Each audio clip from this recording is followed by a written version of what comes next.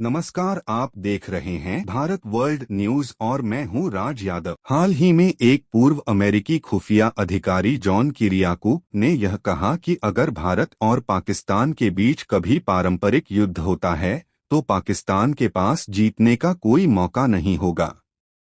उन्होंने यह टिप्पणी एक इंटरव्यू के दौरान की, जिसमें उन्होंने अपने वर्षों पुराने अनुभव का हवाला देते हुए बताया कि पाकिस्तान की सैन्य सामरिक स्थिति भारत की तुलना में बेहद कमजोर है। किरियाकू अमेरिकी खुफिया एजेंसी CIA में लगभग 15 वर्षों तक विश्लेषक और आतंकवादरोधी अभियानों में कार्यरत रहे हैं।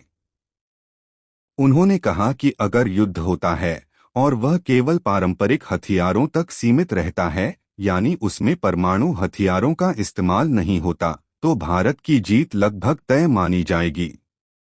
उनके मुताबिक अगर भारत और पाकिस्तान का वास्तविक युद्ध हुआ तो कुछ भी अच्छा नहीं होगा, लेकिन पारंपरिक युद्ध में पाकिस्तान को कोई मौका नहीं मिलेगा।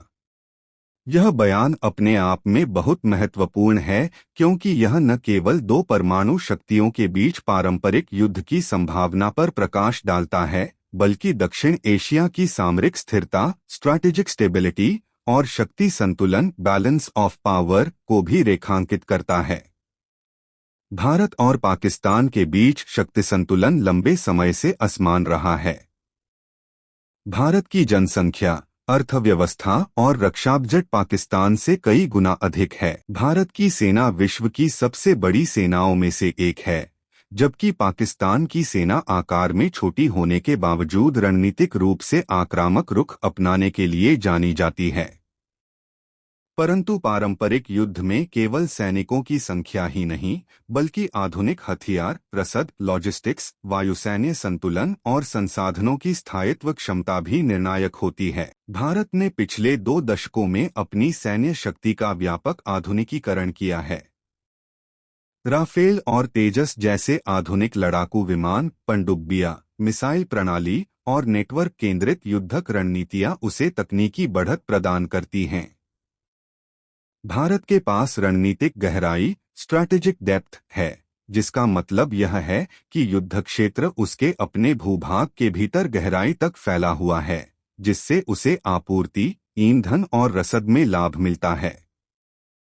इसके विपरीत पाकिस्तान की भौगोलिक चौड़ाई सीमित है और उसका अधिकांश क्षेत्र युद्ध की स्थिति में जल्दी प्रभावित हो सकता है। आर्थिक दृष्टि से भी भारत को भारी बढ़त है। भारत का रक्षा बजट पाकिस्तान से लगभग 6-7 गुना बड़ा है। इसका मतलब है कि भारत लंबे समय तक पारंपरिक युद्ध को झेलने में सक्षम है, जबकि पाकिस्तान के लिए कुछ सप्ताह से ज्यादा ऐसा युद्ध टिकाए रखना कठिन होगा। युद्ध में आधुनिक उपकरणों, गोला बारूद, ईंधन और तकनीकी सहयोग की आवश्यकता होती है, जिसके लिए मजबूत अर्थव्यवस्था जरूरी है, और यह पाकिस्तान के लिए सबसे बड़ी चुनौती है। युद्ध केवल हथियारों या सैनिकों का मुकाबला नहीं होता, बल्कि यह रसद, भूगोल और रणनीति का भी खेल है। भारत के पास अपनी सीमाओं पर व्यापक सैन्य ढांचा है। सड़कें, सुरंगें, वायु पट्टियां और गोला बारूद भंडारण की सुविधाएं लगातार बेहतर हो रही हैं। भारत ने पिछले कुछ वर्षों में सीमा इंफ्रास्ट्रक्चर पर विशेष ध्यान दिया है, ताकि किसी भी आकस्मिक स्थिति में सेना तेजी से प्रतिक्रिया कर सके। दूसरी ओर पाकिस्तान के पास अपनी सीमाओं पर सीमित गहराई है। उसकी अधिकांश बड़ी आबादी और औद्योगिक केंद्र सीमाओं के पास ही हैं, उदाहरण के लिए लाहौर, सियालकोट, कराची आदि।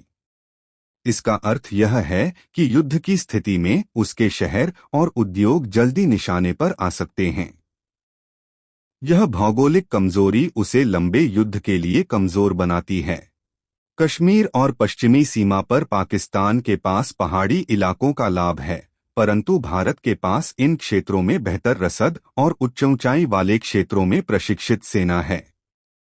भारतीय सेना के पास पर्वतीय युद्ध, माउंटेन वॉरफेयर में दशकों का अनुभव है, चाहे वह कारगिल युद्ध हो या सियाचिन जैसे कठिन इलाके। इतिहास यह बताता है कि जब भी भारत और पाकिस्तान के बीच पारंपरिक युद्ध हुआ, पाकिस्तान को अंततः हार या रणनीतिक नुकसान झेलना पड़ा। 1965 के युद्ध में भी पाकिस्तान ने ऑपरेशन ग्रैंड स्लैम के तहत जम्मू कश्मीर को हथियाने की कोशिश की, लेकिन भारतीय सेनाओं ने उसे रोक दिया और लाहौर तक पहुंच गईं। 1971 का युद्ध पाकिस्तान के लिए सबसे बड़ी हार साबित हुआ। इस युद्ध के परिणामस्वरूप पूर्वी पाकिस्तान टूटकर स्वतंत्र बांग्लादेश बना। उस युद्ध में भारत ने रणनीतिक, कूटनीतिक और सैन्य तीनों स्तरों पर पाकिस्तान को पछाड़ दिया था। 1999 का कारगिल संघर्ष पाकिस्तान के लिए एक और असफल अभियान था, जिसमें उसने सीमाओं को बदलने की कोशिश की, लेकिन अंततः अंतर्राष्ट्रीय दबाव और भारतीय सैन्य जवाब के आगे उसे पीछे हटना पड़ा। इन सभी युद्धों का विश्लेषण यह दिखाता है कि पारंपरिक मोर्चे पर भारत हमेशा भारी रहा है। पाकिस्तान ने इन असफलताओं के बाद असम्मित युद्ध एसिमेट्रिक वॉरफेयर की नीति अपनाई, यानी आतंकवाद, सीमा पार घुसपैठ और प्रॉक्सी युद्ध को एक साधन के रूप में इस्तेमाल करना। लेकिन पारंपरिक युद्ध के लिए उसकी क्षमता सीमित ही रही। पाकिस्तान की अर्थव्यवस्था पिछले एक दशक से संकट में है। विदेशी कर्ज, राजनीतिक अस्थिरता, मुद्रास्फीति और विदेशी मुद्रा भंडार की कमी ने उसकी रक्षा खर्च की क्षमता पर गंभीर प्रभाव डाला है।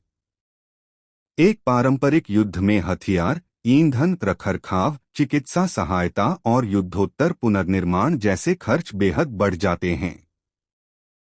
भारत जैसी अर्थव्यवस्था के सामने पाकिस्तान इन व्ययों को लंबे समय तक नहीं झेल सकता। इसके अलावा पाकिस्तान के पास रणनीतिक रूप से दो सीमाएं हैं, पश्चिम में अफगानिस्तान और पूर्व में भारत। यदि भारत के साथ युद्ध होता है तो उसे अपनी पश्चिमी सीमा पर भी न्यूनतम सुरक्षा बनाए रखनी होगी। इससे उसके संसाधनों का विभाजन होगा। भारत को इसके विपरीत केवल एक दिशा में ही मुख्य चुनौती का सामना करना पड़ता है, जिससे उसकी सेना का ध्यान और संसाधन अधिक केंद्रित रह सकते हैं। भारत और पाकिस्तान दोनों ही परमाणु हथियार संपन्न देश हैं। इस तथ्य ने दक्षिण एशिया में पारंपरिक युद्ध की संभावना को कम किया है, क्योंकि किसी भी बड़े युद्ध के बढ़ते ही दोनों देशों के सामने परमाणु विकल्प खुल जाता है। यही कारण है कि 1999 के बाद दोनों देशों ने पारंपरिक युद्ध से परहेज किया है। लेकिन किरियाकू का बयान विशेष रूप से पारंपरिक युद्ध के संदर्भ में है, यानी उस स्थिति में जब परमाणु हथियारों का इस्तेमाल नहीं किया जाएगा। ऐसी स्थिति में पाकिस्तान के पास केवल पारंपरिक सेना, वायुसेना और नौसेना पर निर्भर रहना होगा। विशेषज्ञों का मानना है कि इस क्षेत्र में भारत के पास तीनों मोर्चों पर निर्णायक बढ़त है। फिर भी पारंपरिक युद्ध का खतरा यह है कि अगर पाकिस्तान को हार का भय हुआ तो वह परमाणु हथियारों का सहारा लेने की धमकी दे सकता है या सीमित परमाणु उपयोग की कोशिश कर सकता है। यह जोखिम पूरे क्षेत्र को विनाश की ओर ले जा सकता है।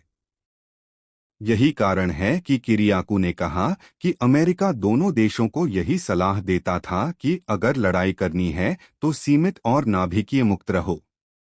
किरियाकू का यह बयान केवल सैन्य दृष्टि से नहीं बल्कि राजनीतिक रणनीतिक दृष्टि से भी अत्यंत महत्वपूर्ण है। पाकिस्तान अक्सर अपनी सामरिक नीति में भारत को संतुलित करने के लिए चीन या अमेरिका की सहायता पर निर्भर रहा है। परंतु आज की भूराजनीतिक परिस्थिति में अमेरिका की प्राथमिकता चीन को संतुलित करना है, न कि पाकिस्तान के लिए भारत के खिलाफ युद्ध में झुकाव दिखाना। फिर भी यह कहना कि पाकिस्तान कभी भी युद्ध नहीं करेगा या हार की गारंटी है, यह भी सही नहीं होगा। युद्ध हमेशा अनिश्चितताओं से भरा होता है। किसी भी स्थिति में सीमित मोर्चों पर सामरिक सफलता, अंतर्राष्ट्रीय दबाव या राजनीतिक घटनाएं परिणामों को प्रभावित कर सकती हैं। दक्षिण एशिया के लिए यह जरूरी है कि दोनों देश संवाद के रास्ते को खुला रखें। युद्ध किसी भी समस्या का स्थायी समाधान नहीं है। भारत और पाकिस्तान दोनों परमाणु शक्ति संपन्न हैं, इसलिए कोई भी पारंपरिक युद्ध जल्द ही नियंत्रण से बाहर जा सकता है। क्षेत्रीय स्थिरता के लिए आवश्यक है कि दोनों देश आतंकवाद और सीमा उल्लंघन जैसी समस्याओं को कूटनीतिक और आर्थिक माध्यमों से हल करने की दिशा में आगे बढ़े। भारत को अपनी रणनीतिक तैयारी और आधुनिकीकरण जारी रखना चाहिए, पर साथ ही युद्ध को रोकने के लिए संवाद सक्षम कूटनीति को भी प्राथमिकता देनी चाहिए। पाकिस्तान को यह समझना होगा कि युद्धनीति से न तो उसका राजनीतिक लाभ होगा और न ही आर्थिक पुनरुत्थान संभव है।